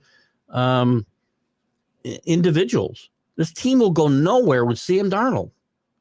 I must have lost Rick, or he's pissed off at me, one or the other. I see James Martin out there. How you doing, James? Appreciate you, Edie. I can't say your name there. Apologize. Danny Fuller out in sunny California. Pac-12, by the way. Danny's a big UCLA fan, UCLA grad, if I'm not mistaken. Not a Mitch Cronin fan. And Danny, and I'll tell everybody else again, I put into the comments here and on the TGI Sports Talk page, there is a men's bracket and a women's bracket. Please get in. Let's have some fun. We talk about it on the shows and have some fun with that. But we had a bid thief yesterday out of the Pac-12 with Oregon winning the Pac-12 Conference Championship tournament. Which really, again, we had, as I said, 4 bid thieves yesterday. I'll repeat that again. Oregon, New Mexico, most likely, although they might have been in just getting to the final. NC State for sure. And Temple getting to the American Conference tournament championship game against UAB is definitely going to bid. Because I think they're going to get one other bid at least, say Florida Atlantic or maybe. I think Memphis is probably out now. But this is the most we've talked about the Steelers ever on this show. Steelers have 2 quarterback coaches this year, Mike Sullivan and Mark Azzini. I can't say that name. From the Jets, and Arthur Smith. Arthur Smith is the offensive coordinator, we know. And Arthur Smith's coaching has gotten better. It has gotten better. How do we know that, Ralph? I mean, the last we saw him, he was coaching a pretty talented Atlanta team to 6 or 7 wins. What did they win? What did they win last year? 7 wins. 6 wins, I think, the year before. He didn't do anything to coach up Ritter or Henneke. And again, to Neil Bush's point, I didn't say these guys were talented guys, but really good coaches can coach guys with limited talent to play above that talent, even if it's not world-beating, competent. So I'm not sure that we can say it's gotten better. Mike Sullivan coached Eli Manning in New York with the Giants, and that's a good plus for his resume. Eli won 2 of the football games I would most like to forget in my many years watching football. No, Whipple was OC at Nebraska when he got fired and Matt Rule took over. Mark Whipple's wife is sick. Well, we're sorry to hear that. We certainly wish her well, not knowing what's going on, but we'll wish the family well. We never like to hear any of that. Danny Fuller says all of Southern Cal's quarterbacks in college, crappy NFL love it. Is that true, though? Carson Palmer had a pretty good career. But I guess for the most part, other than him, at the top of my head, Pat Hayden played okay years ago. Started for the Rams, took him to some NFC championship games. But they're always trying to replace him. Leinart went belly up. Rodney Peete had a decent career. Certainly Mark Sanchez. Mark Sanchez did go to 2 back-to-back championship games, but he'll be remembered for the butt fumble. So I guess I can't. The only one I would say you're wrong about is Carson Palmer, for sure. What do you got here? Chris, our Canadian correspondent, talks about the Blue Jays finishing higher than 3rd in the East. I really can't. Building a team behind Guerrero was bonkers. He's a self-entitled brat. Well, that's pretty clear and to the point. A lot of them are, unfortunately, Chris. I said last year, and I'm going to go with this prediction again. I said last year that Schneider would be the first guy fired. And I think he'll be one of the first guys fired this year. And Donnie Mattingly, who I personally would like to see back in pinstripes managing my team, will be managing the hated Toronto Blue Jays. But I don't disagree with your assessment as we talked today. Injury got Bradford, was good, could have been very good. Did it? Did it though, Rick? Let me check this guy out. By the way, didn't he play for the Vikes for a while? I know he got drafted by the Rams. Let's check him out. Football Reference. He did go to Minnesota. So look I know injuries got to him, okay? You say. He missed significant time his second year. Played 10 games. Played 7 games in his 4th year. But other years he played 16 games, 16 games, 14 games, 15 games. He was actually pretty good one year, but 71.6. This was a good year. His first year in Minnesota was pretty good, Rick. I'll give you that. 20 touchdowns, 5 interceptions, completed 71% of his passes. But other than that, 18 and 15, 21 and 13, too many interceptions, 14 and 4, 19 and 14. He's not as bad as he's not as bad as I probably would like him to have been. If that makes any sense. He was actually the AP Rookie of the Year in 2010 with St. Louis.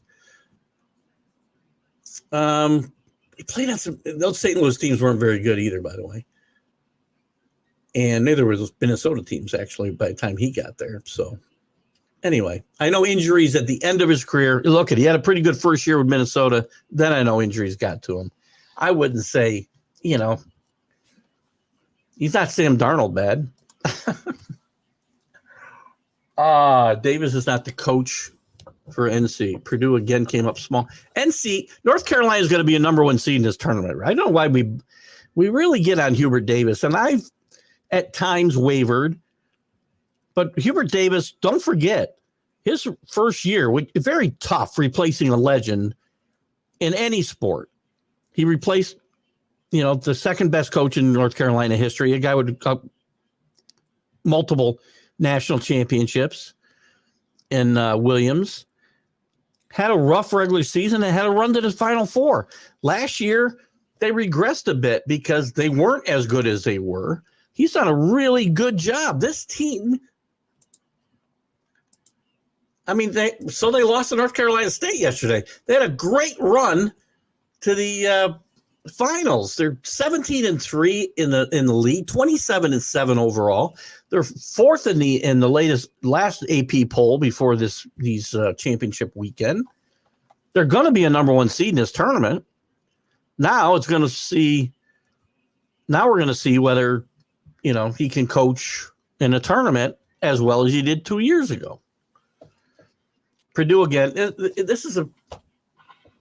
They come up small. They have an excellent big man in Edney, but their guard play is not as good as it should be. And guard play has killed them in the tournament overall. By the way, they got beat by, if I'm not mistaken, let me check the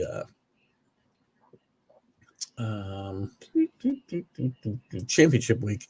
Let me check. I believe, if I'm not mistaken, they got beat by Wisconsin, who started to right the ship. Wisconsin's a very good team and has had a midseason swoon, but really started to get it back together. I can't seem to find the Big Ten real quickly. So let me do it a different way. But I think, if I'm not mistaken, we got about 20 minutes left here. I might end a couple minutes early because I got some guests that are going to be heading out, and I want to say goodbye to them before they go. Boy, why can't I find the Big Ten? It shouldn't be that hard. Wisconsin, yes, they lost in overtime to Wisconsin, who's not a bad basketball team. This isn't them going out in the first round to Fairleigh Dickinson. But I agree, Rick. Paintier's been there a long time. He needs a long run in this tournament. It's Edney's last year, and it would be a shame to waste that career. And you need good veteran guard play in this tournament. Neil Bush, Kellen Moore was awful. Glad the boy genius went to L.A. He didn't stick there either. He had good offenses in Dallas. And if you think Kellen Moore is the reason you were losing in Dallas, I think you're wrong, Neil. There was a lot of problems in San Diego. That didn't start with Kellen Moore. It started with Staley. The problems in Dallas revolve around Jerry Jones, and that's that. Kellen Moore's offenses were not terrible in Dallas. He scored a lot of points. He's got a quarterback that maybe didn't make the best use of his quarterback, which is a mark against him. But I don't know. I like Kellen Moore. I really do. And I would have rather seen Kellen Moore come in and be my offensive coordinator than Alex Van Pelt, quite frankly. But as a Cowboy fan and watching them struggle through those years, I can understand. Blame's got to go somewhere, and head coaches and coordinators are where it goes, even when it should be the owner. Like at this follow, I don't get to see any Facebook comments. What? Where are you watching from? You're on YouTube? Yeah, that's the problem. One of the problems when you're on YouTube, you're not going to see the comments. If you do go to Facebook and follow the Facebook page, you can see all the comments that are coming up. But I do share all the comments too, if I see them. In fact, I should do something because I know I've had a problem in the past where guys weren't coming up. I should just check to see if and I tell people, if you ever don't have your comments showing up or I'm not mentioning them, please send me a private chat so I can at least answer the questions or respond to the comments, I should say. So, yeah, that's the problem. When you're on YouTube, you don't get to see the Facebook. Well, you should. I guess you don't. Now that I think about it, you don't. You'll see them when I post them. Same way on Roku. You can't post. You can't post there. On YouTube, you can post, and the comments do come up in the chat room. I don't know what happens on Twitter. Does anybody know? Is anybody watching from Twitter? And I ask every week, and there are lots of people watching on Twitter. I don't know what happens when you comment from there. I got to test it myself. Look, what does that mean? Look at this follow and don't see any. I would go to Facebook. I don't know whether you use Facebook CA or not. If you don't, no problem. But to be able, and again, I'm posting all the comments, so it's not like you're going to miss any. 49ers didn't miss a beat back in the day. I'm not sure where we're going there, Danny. What are we talking about? Back when they were replacing quarterbacks? Well, I think it took them a while to replace Steve Young. They didn't miss a beat. And again, if we're talking about that, I don't know. Again, I'm just guessing because guys got to give me a little. Remember, there's so many comments that And this is the stream of consciousness, so we're kind of all over the place. So I don't know what you're talking about. I think we may have been talking about replacing quarterbacks. They did miss a beat when they chased Montana out of town and played Young, but they didn't exactly do a great job replacing Young. It took a long time. Jeff Garcia was okay, but you remember some of those guys that came through San Francisco? And don't get me going about before. So it's a great organization. They did a great job for a long time, but it is tough. If we're still talking about replacing a legend, it's hard. You might do it once. Colts did it with Manning to Luck. But when Luck walked away, so did their luck. Forecasting beforehand your replies as well as some of the lads' Facebook comments before they write them. Love this little show on Sundays. Forecasting beforehand. Oh, I see. That's a fun.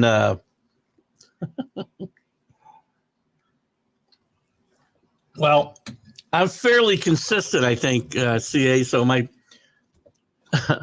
responses probably aren't that hard to forecast. And here comes one now. Let me gather myself before I read this, because all I see is my great GM, Cashman, says Soto goes free agency. Hope they win the World Series this year. Brilliant, Brian. Why'd we bring him here for the talent, all the talent you sent to San Diego? Michael King is going to be greatly missed on this team this year. Look at this rotation. If you think Garrett Cole is out for 2 months, I got some land I want to sell you in New York. I'm not buying any of this. I'm not buying it from the team. I'm not buying it from Garrett Cole. I still say he'll have Tommy John surgery this year. Oh, if Mike Tyson knocks out the YouTube guy, is that what he is? A YouTube guy? It's on Netflix. I know that, just to be clear. But I don't know about. It's an exhibition. Does the YouTube guy still come out smelling like roses because of YouTube? I don't know. Jake Paul, right? So I don't know that he's a YouTube guy or what his deal is. I know he's an MMA fighter, I think now. Or was, I'm sorry. I think he was an MMA fighter and then became a boxer. And as far as I know, he's one of the bigger names in the heavyweight division, which is a disaster. I don't follow boxing anymore. I did years ago when the division was really good. But I stopped following probably a few years after Mike Tyson. When he was gone, Holyfield was gone, Lennox Lewis was gone. The names are just interchangeable. But you know what? Because of curiosity and you know, the whole everybody stops to watch a car wreck, probably a bunch of people, including me, will tune in to watch Mike Tyson. And he looked in pretty good shape in some training videos the other day, so we'll see. I think Rick might have posted something in the chat. Of course, you all often ground me with insights, useful as well. CA, you are one of our unique posters because you are very eclectic and in your your views. And I can say I'm never quite sure what's coming next from CA. And I enjoy that. That's what this show is all about.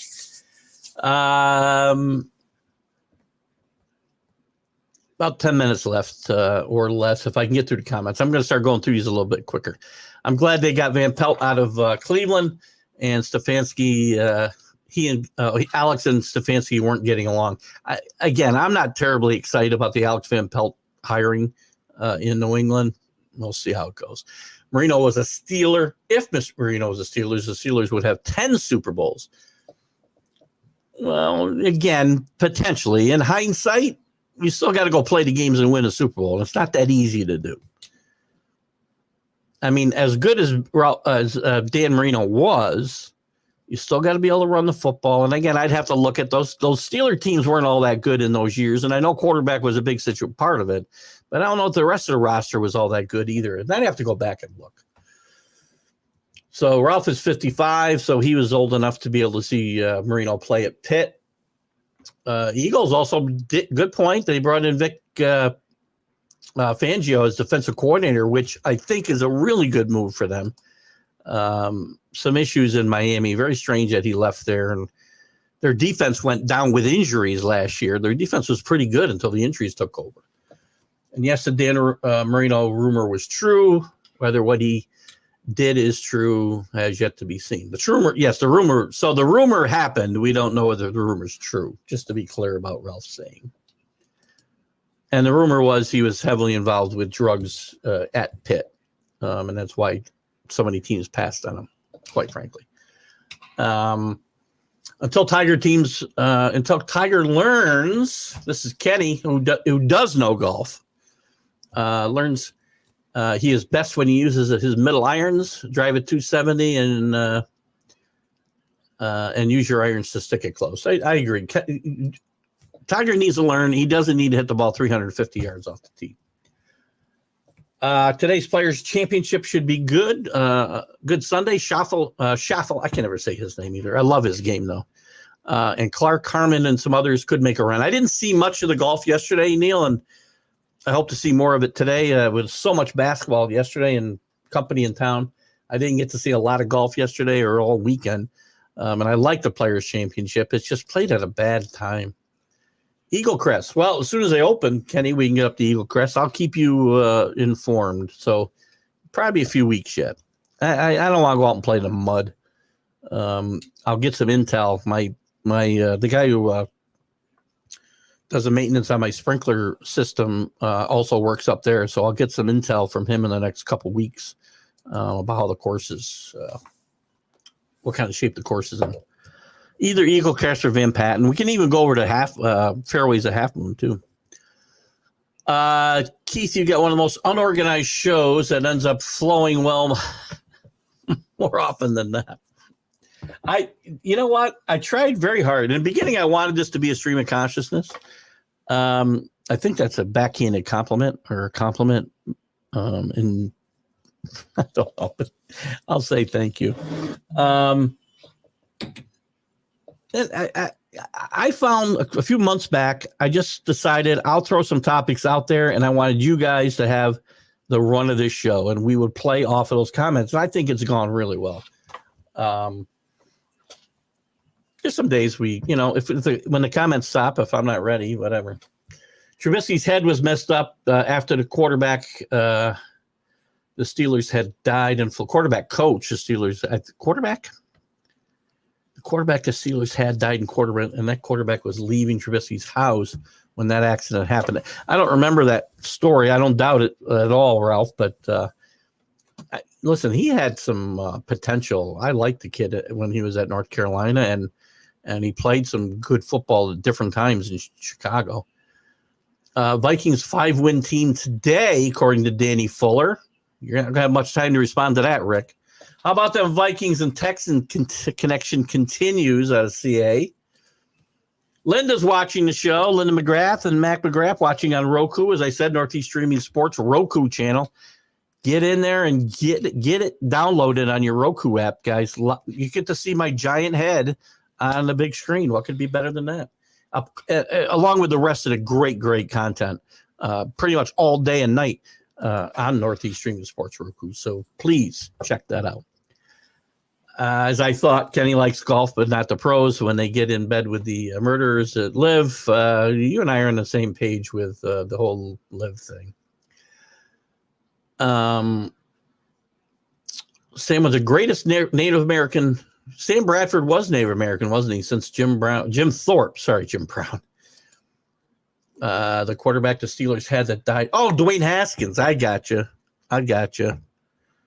I did not know he was leaving Trubisky's house. That's sad. It was a sad story. And there was some bad stuff said about him. And Alex Smith, Jeff Garcia, talking about the 49ers. Scott Colby comes in right at the end of the show. Good to see you. I think UConn is best of. By the way, Scott, real quick, we only got 5 minutes. I've been commenting on the rumor about the number 3 pick to the Vikings for Jefferson. I don't want to see it because if I need a wide receiver, I'm just taking Marvin Harrison at 3rd. He'll be cost me less because I've got 1 year left on Jefferson's contract. I think it's a stupid move. UConn's by far the best team in college hoops, and it's not even close. I'm going to give you that, but I'm also going to tell you they're not going to win the tournament because it's so hard to go back-to-back. They're going to have an off day. They're playing great. Played great against Marquette yesterday. Marquette down. Marquette was hurt. Kolek plays healthy. I think you see a different game there, but I will not argue the fact, and I know Rick likes UConn. We had a lot of interest there last year because we had a local kid, Andre Jackson from Amsterdam, New York, playing on that team. Put a large amount on UConn to win it all. Nice. See, I'm going to look for a value bet. I need some place where I can, put 100 down and win a couple grand. So I'll be looking for that value bet. We'd have winning attorneys today. I'm pulling for big for Temple today. Temple would be another huge upset. We've already got Wagner, NC State, and Temple today would be 3 teams that won conference tournaments and are under 500 for the year. I'd like to see Temple. Temple's playing UAB today. I think UAB beats them. Let me look at the other games real quick. What I got? 4 minutes. I do want to catch my guests before they leave, so I got to get out of here. Championships, I like Yale in the Ivy League. I like Florida to beat Auburn today. VC over Duquesne. And UAB over Temple. And Illinois will beat Wisconsin in the Big Ten. Votto's debut today. That'll be interesting. Let us know how that goes, Chris. No, he's not going to make the team playing today. The season starts in a week. And change, feel good story of the spring in Canada. Well, I'm sure. Look at Joe. Votto's a really good guy. He's a guy who does get it. There's so many bad acts in sports. Joey Votto's not. He's a good guy. And it would be nice. I don't think it's going to happen. It'd be nice to see him come back and be productive again. Everyone tune in tonight. There you go. Little promo for Scott. Tune in tonight at 7 p.m. on Let's Talk Sports Network for an NCAA tourney special with Alan Perales and yourself. Possibly others will react to the bracket. So tune in. Scott has some great betting shows, so check him out. Drew, have a great week yourself. Good to see you yesterday. I agree with you on Jefferson as a 1-year rental. Thank you, Scott. I didn't want to make sure it wasn't crazy. UConn men lose in the Sweet 16. Good call, Danny. I think that's possible. Be safe. Enjoy your Creekside. I hope to do that. And happy St. Patrick's Day to everybody. So, guys, we're going to get out of here. Say goodbye. Oh, whoa. Say goodbye to you guys. Keith Engle here. Been a great hour, 2 hours again. Thanks for joining me. Thanks for contributing, all of you. And enjoy your St. Patrick's Day. Be safe out there. And I'll catch you on the rebound. See you next week. All the show. Keith Engle, TGI Sports Talk. See you later. Bye-bye.